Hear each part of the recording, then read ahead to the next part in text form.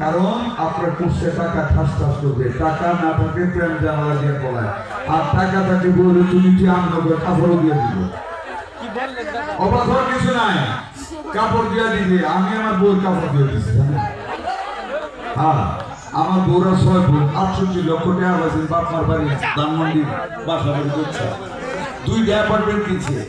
আমার মাথা নষ্ট, বউ এতটা অ্যাপার্টমেন্ট গুলো আমি কি করতাম এই বউয়ের লেগে, অনেক চিন্তা ভাবনা করে দিয়ে একদিন গোসল গেছে, ময়লা কাপড় ধুলি দিয়ে দেখে 2টা কাপড় খাইছি।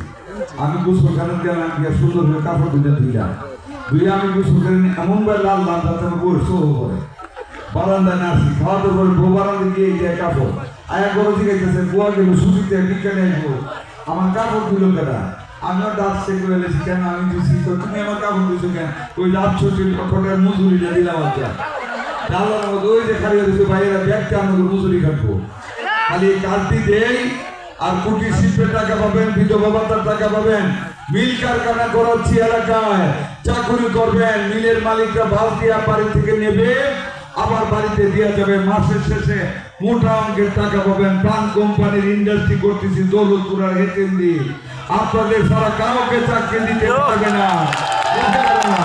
যখনই টাকা পাবেন তখনই আমার মতন কাপড় ধোয়া শুরু করবো আমার ভাইয়েরা।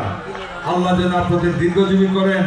আমারও পরিশেষে বলে আজকে শেষ বক্তব্য, দিনটি এই রাতটি আমার জন্য ভালো হবে বলেন আপনারা, বলতে পারবো বলেন আলহামদুলিল্লাহ।